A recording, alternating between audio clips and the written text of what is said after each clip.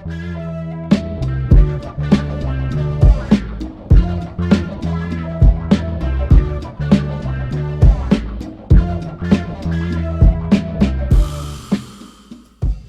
evening, good afternoon, good morning, wherever in the world you might be. You know everything. And I'm here, Nicole BZ. That's me. I'm here to help you not just discover that, but truly believe it. I am going to talk about lots of things. That's what this entire series is about. It's my fascinations, my inspirations, and my desire for you to find your freedom. And I think you do that through business. I think that by finding your own livelihood, by taking yourself seriously, which is quite literally how I define business, that you can discover freedom in a way that you might not have experienced to date. And I think you do that through a variety of different strategies. I do not think there's one size fit all. I think that we need to be continually exploring systems and structures that can support us, and also open to the fact that we are going to change. You, my friend, are evolving every single day. The you listening now is different than the you that woke up this morning. With that, shall we say, assumption that I am making, I wanted to talk a little bit about the number one secret to success. And if you've been paying attention for a little while, you know that I'm in a little bit of an content experiment. Titles like that seem to be very, very popular. And although I find a lot of the information out there to be somewhat regurgitated and repetitive, I hope what we talk a little bit about today lands. Like, I hope it sticks. I hope it shifts something in you. And not because like I am bestowing this wisdom and knowledge upon you, but that I am like kicking the dirt off something that you might have forgot you dropped, or I am opening a door to a space that you have yet to explore. And it is all within you. It is all knowledge that you have.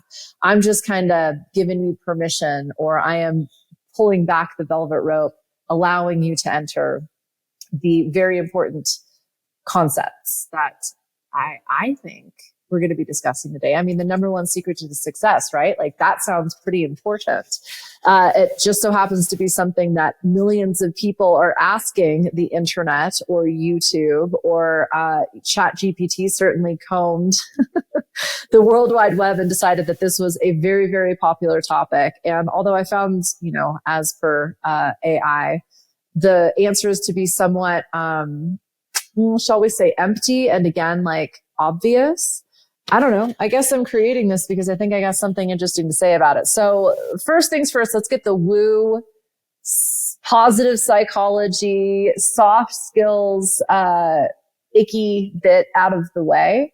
You, my friends, are perfect just the way that you are. And the sooner that you can come to terms with that, the sooner you're going to be able to understand your number one secret for success, because it truly is self-acceptance. You don't have to listen to the rest of the episode. I'm not even going to like save some surprise for the end. That's what this is about. Now, before you go, let me challenge you, because I'm not sure you've gotten there yet, to 100% self-acceptance. And until we can understand exactly where we are, I don't know how the fuck you think you're going to get to where you want to go. As an ever-evolving being, once you understand how you work, who you are, how you show up, that is where the choice lies. That is where you find your freedom. Because in any moment, you have an opportunity. And if you can't see it, it's simply because you have yet to discover it. Now, by understanding who you are, how you work, your strengths and weaknesses, your likes and dislikes, your successes and failures, you can start to develop your own system. And so then you know when you're failing, when you're flailing, when you're freaking out, oh, I've done this before. It might be in a completely different situation. It might be response to a completely new stimulus. But there is some patterning within you. And not to say you can't change. That's not what I'm saying at all. What I am suggesting is the more familiar and compassionate you can be with you, firstly, that's going to extend to everything that you do. But secondly, it's going to allow you to evolve at like a breakneck speed, like exponentially faster than what you have been accustomed to. So not only am I saying you can change, I'm saying you can change instantly. but it's by recognizing where you're at in this moment. And then by allowing yourself to dream bigger, badder, more embarrassingly than you ever have before, and being gracious with the space that you give yourself to understand, okay, to get there, I'm going to have to try something completely different than what I've been doing to get here. So stop looking for something to fix. There's nothing fucking wrong with you. If you keep looking for problems, I guarantee you will find them. I'm not saying that there are no places of improvement available to you. What I'm asking you is how much time and energy do you have available to continually keep trying to be the perfect, bestest, highest version of yourself? Like, this is where other people, other tools, other resources can become invaluable, because you can use them to not just support or complement, but augment what makes you you, and release what actually is a part of you. So if you've listened to me before, then you've heard me say I am not details oriented. There are many issues with that. Mainly, I can be a little frustrating because my calendar is kind of a nightmare. There are typos across everything that I do. Yeah, I'm sure there's many problems that are perceived through my lack of attention to detail. I'm just not really aware of them because I invest in resources to compensate. I am a big picture thinker. So you know what not paying attention to the details has allowed me to do?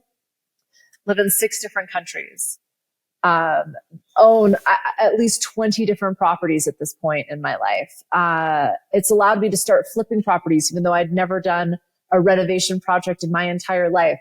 I've saved, started, or shuttered over 50 businesses now because I'm a big picture thinker. I say yes, I get excited about things, and I let the details work themselves out. So I work with people who are obscenely detail oriented, and somehow we manage to be a beautiful synergy because I can stay focused on the final destination, the moving parts, all of the pieces, the different systems and patterns, the resources we have available, while they can hone in on the minutia. And it works beautifully. But if I was just focused on surrounding myself with people who reflected me and made me feel comfortable and did what I do, we would have a real problem. And if those detail-oriented people couldn't appreciate the fact that they get to hone in on the next hour, and that's the only thing they need to worry about, and they can work incredibly linearly and set up whatever organizational systems that they want, and I will follow their lead,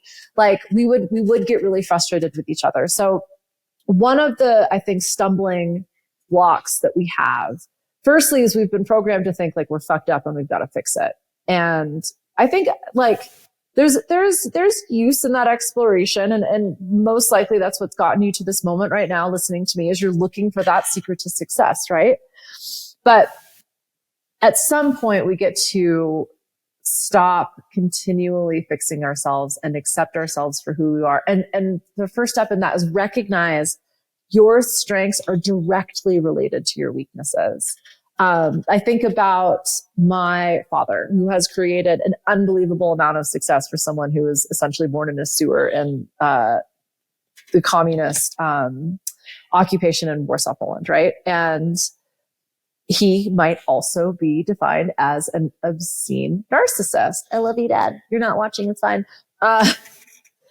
He used to get voted the biggest asshole at his place of work every year. And it was kind of a running joke because he didn't care. He's been to every single soft skills development workshop that management could possibly dream up. And he's always complained about them, thinks he's smarter than the teacher, and essentially uses it as an exercise to demonstrate his brilliance, which he does with a plume. It is his ability to be so self-absorbed that is why he was able to create the success that he has and literally become one of the best in the world at what he does. He travels around the world speaking and is hired to do that because of his reputation, not because of his personality. So I was raised from a very young age to be able to recognize that. And I think if we look at Greek mythology, oftentimes people that were blind were psychic. People with super strength had the craziest little weakness ever. You cut their hair and they lose all of their strength. So we were very familiar with this concept of balance. It takes all kinds, to each their own. One size does not fit all, right? Like we have those colloquialisms, those little sayings, because we recognize with great power comes great responsibility. So when you find yourself repeatedly bullying yourself for having another problem, firstly understand like that's an opportunity for you to understand your values. What is most important to you? And so like I talk a lot about mine: fun, freedom, excellence, and adventurous. Now you would think excellence might inform my typos as an example, but I don't actually think a typo has anything to do with excellence. I think the amount of people that I'm able to stay in communication with, the amount of incoming connection requests that I get and content that I'm putting out there, like just simply being able to maintain that feels like excellence to me. If there's a fucking typo in it, I don't care. And that is because perfection is not my value. Excellence is, doing my best is.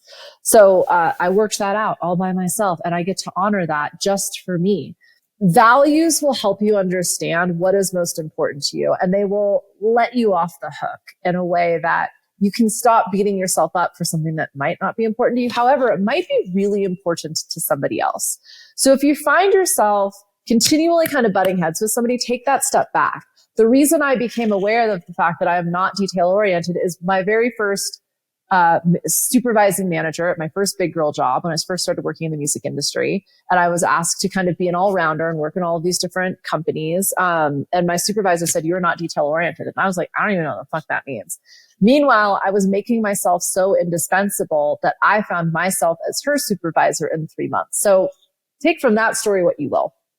But being detail oriented is really important if you are a bookkeeper or an accountant. It might not be that important if you are an entrepreneur or a creative or a visionary. Okay.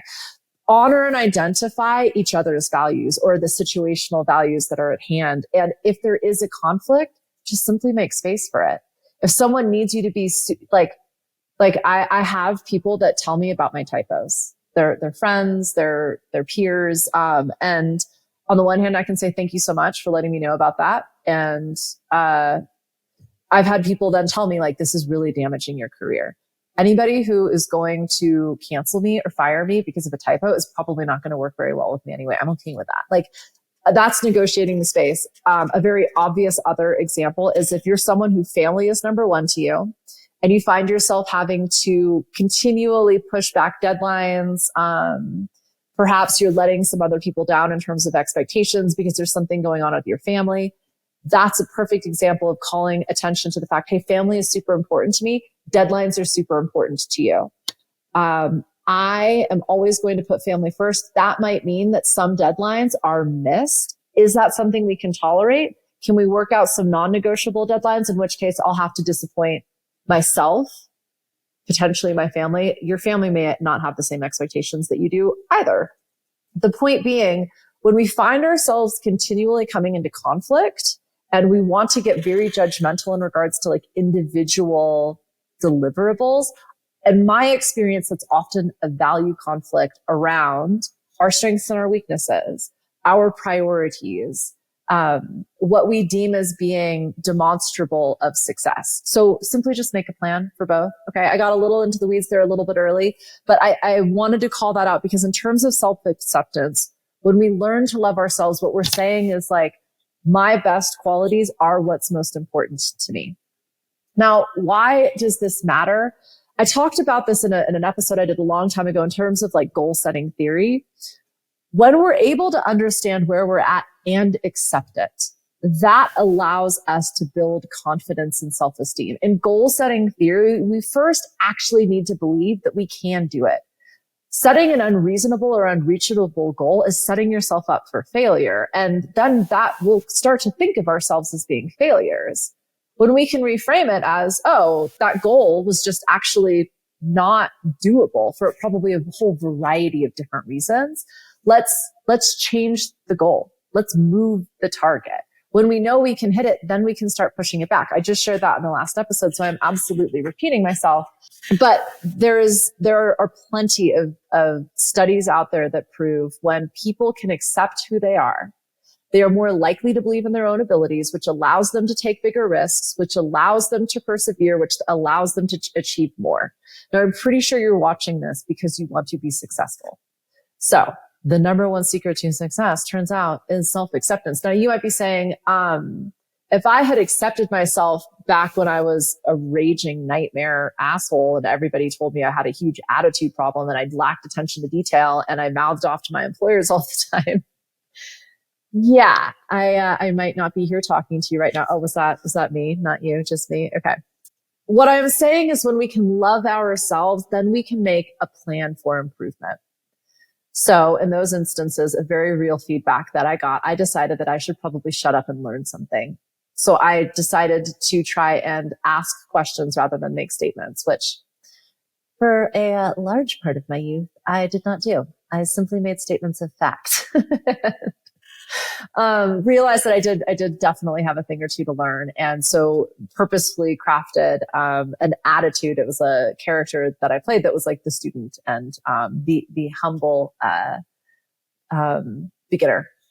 Why self-acceptance matters. It is quite literally how we build resilience, how we build perseverance, and how we can improve from a place of what's like positivity. Like if we're continually berating ourselves and beating ourselves up, that is exhausting. And you're probably watching this because that's not working for you anymore. You're looking for a secret. You're looking for a fast pass and actually just being like, you know what? I'm pretty great. Just the way I am. And also there's probably like a really amazing opportunity for me. Gosh, I have said that at least every episode now in a row. So there's something there for sure. It's going to allow for new and unique ways for you to improve, to show up. Okay. One of the things I work with people pretty regularly on is creating an action plan.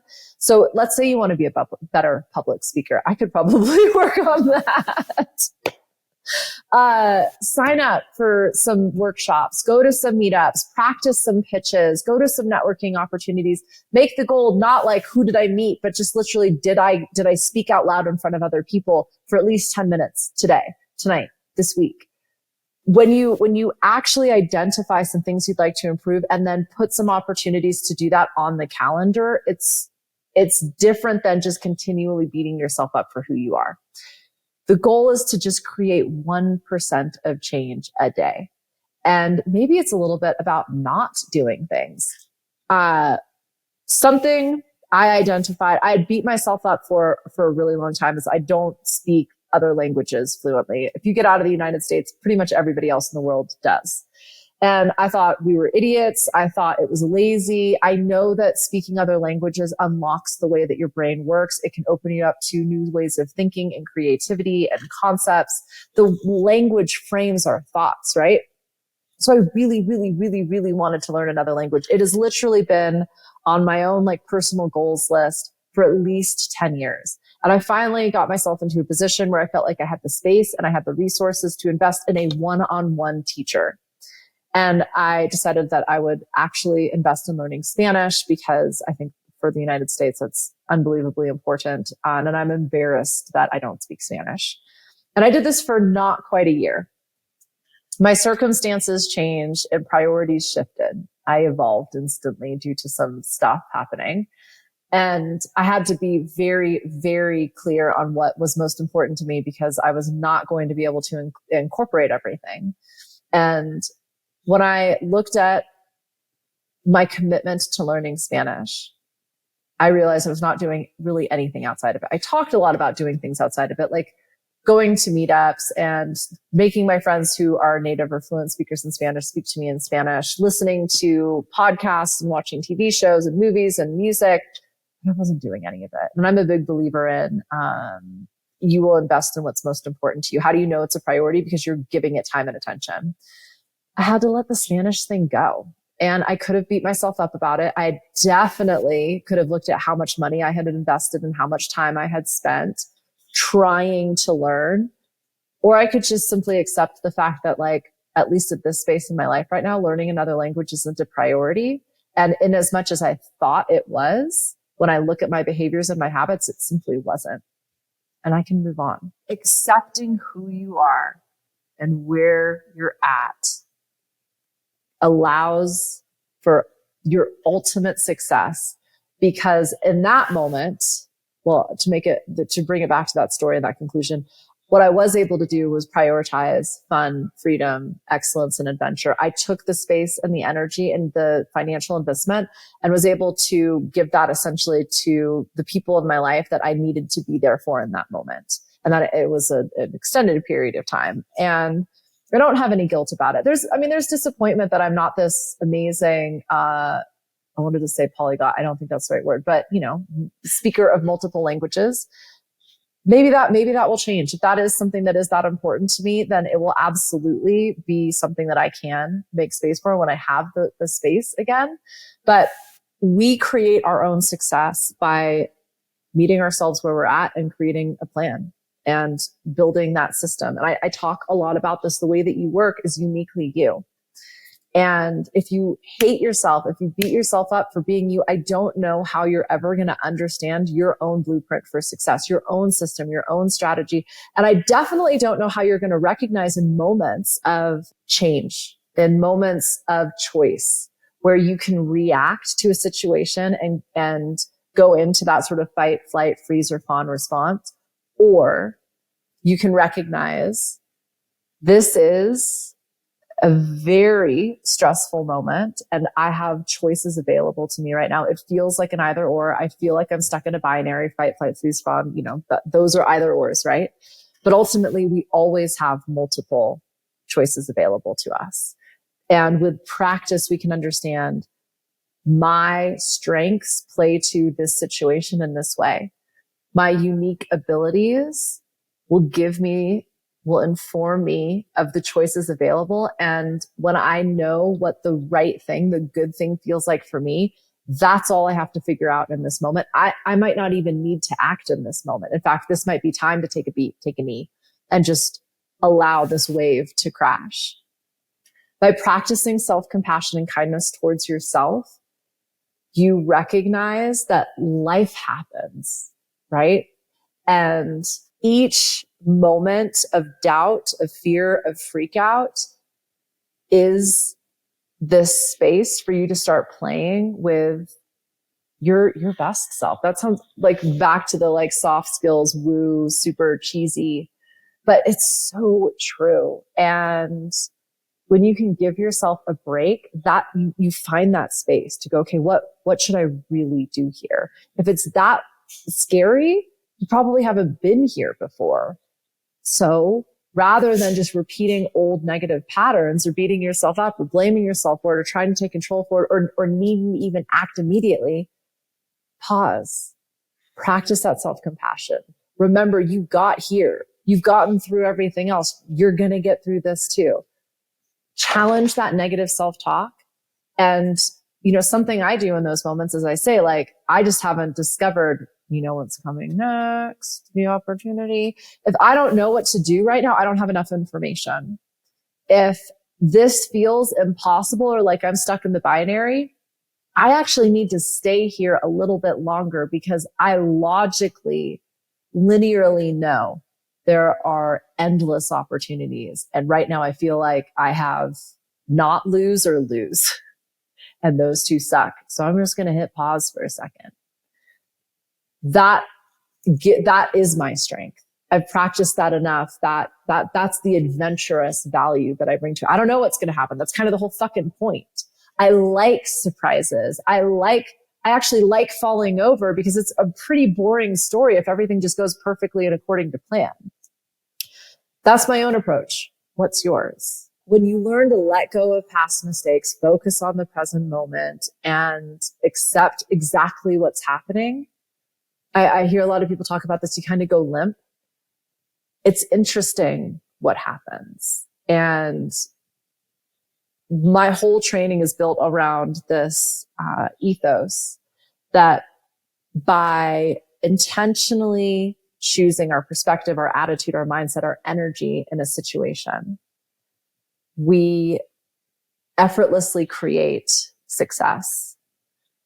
When we're stuck in that poor me, fuck you energy, mindset, perspective, habits, patterning, everything becomes more difficult because we're fighting against what's inevitable. That is effortful.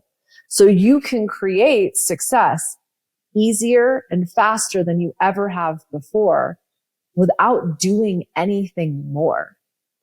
Self-acceptance is that lack of action yielding ultimate results. And when you surround yourself with positive, supportive people, they might all exist on the internet. They might not know you're there, but this will help you entrain to that positivity, that woo, soft skill, positive psychology, might feel gross at first, fake it till you become it vibe. That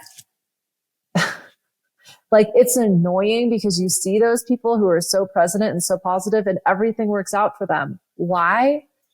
Because they don't understand a reality where that's not just the norm. They totally accept who they are, no matter how annoying you think they are. It works for them.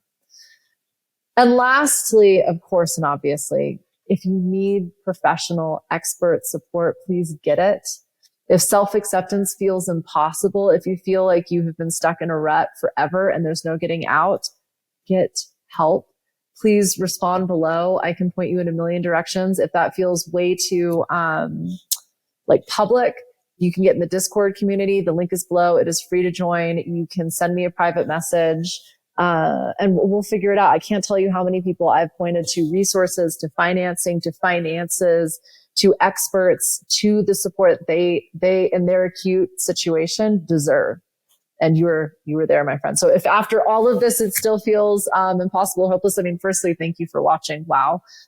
Secondly, you're ready. You're ready to take that next step. And it might be as cheese balls staring at the mirror. And instead of thinking like, wow, I wish I had a better chin, it's like, I look amazing. And I am so grateful for this very expressive face that has served me well for the last few decades. Or the next time you look at your bank account, instead of thinking like, I'm never going to get out of this, I'm a failure, you can look at the fact that you have access to a bank at all. Most of the world has yet to be able to claim that privilege. There is always a reframe available for you. And here's the thing, you don't have to believe it. If you practice it enough, one day you'll wake up and it'll just feel like the truth for you. I guarantee that. It is the freest, most accessible, instant shift that you can make. Just choose to pretend. There are crazy things happening all around this world. There are crazy things that you're going to have done, and we can dwell and focus on those 100%. They're real. I'm not saying it is not real. You can also choose in this moment right now to draw a line in the sand and recognize everything you've created, everything you've survived, and everything that's possible for you. So as I'm saying this, I realize this is probably like a little less business, but if you want to be effective in business and lead, you better love yourself, because it is a very, it's challenging on the best of days. And if you're continually beating yourself up, you're going to make it impossible. So I think that's all I got. Yeah, I love you. I think you're perfect. Thank you for being here. I definitely think you're perfect because you're here. You know where to find me, NicoleBZ.com. I generally have lots of fun things happening. So check out whatever the next offering is there. Get in the Discord community. That's where I'm spending most of my time and energy. Yeah, that's all I got. Thank you. I love you. Bye.